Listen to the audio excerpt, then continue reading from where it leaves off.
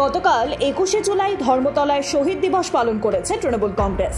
ওই সমাবেশে বাংলার মুখ্যমন্ত্রী মমতা বন্দ্যোপাধ্যায়ের একটি মন্তব্য ঘিরে ইতিমধ্যেই শুরু হয়েছে বিতর্ক। ওই মঞ্চে নিজের ভাষণ চলাকালীন মমতা বন্দ্যোপাধ্যায় বলেন, সারে জাহাঁ সে আচ্ছা গানটি নাকি নজরুলের লেখা। এমনকি ভাষণ চলাকালীন মমতাকে কেউ শুধরে দেওয়ারও চেষ্টা করলেও মমতা তাকে ধমকে থামিয়ে দেন। এরপরই ভাইরাল হয়ে যায় বাংলার মুখ্যমন্ত্রীর বক্তব্যটি, যা নিয়ে এবার ময়দানে নামল বিজেপি। গতকাল 21শে জুলাইয়ের মঞ্চ থেকে ভাষণ চলাকালীন মমতা বন্দ্যোপাধ্যায় বলেন, আমাদের সবার জন্য, এবং তাই আমি আবার বলি, নজরুল ইসলাম লিখেছিলেন সারে জাহাঁ সে আচ্ছা হিন্দুস্তান হামারা।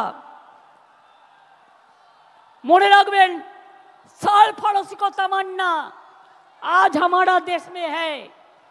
देखते हैं जोर किसका बाजुए कतिल में है।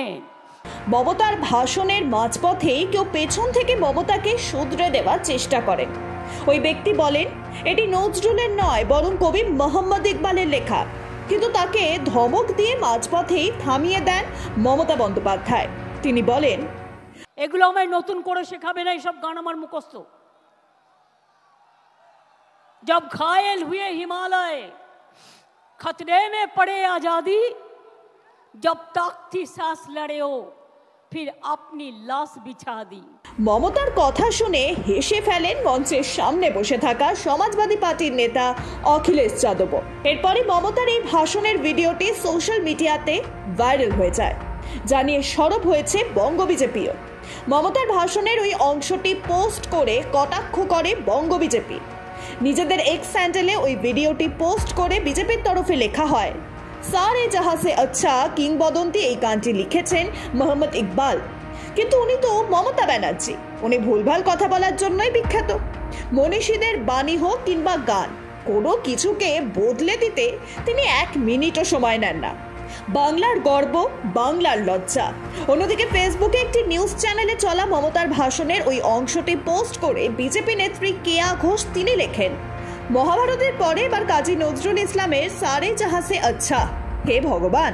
মমতার ভাষণের ওই অংশটি নিয়ে প্রতিক্রিয়া শুরু হয়ে যায় সোশ্যাল মিডিয়াতেও। এক নেটিজেন তিনি বলেন, গানটির রচয়িতা মোহাম্মদ ইকবাল। তিনি 1877 সালে অবিভক্ত ভারতের শিয়ালকোটে জন্মগ্রহণ করেছিলেন। বিখ্যাত গান সারে জাহাঁ সে আচ্ছা তিনি লিখেছিলেন। অপর এক নেটিজেন লেখেন, 21শে জুলাই স্পেশাল বিষয়, সারে জাহাঁ সে আচ্ছা লিখেছিলেন নজরুল ইসলাম।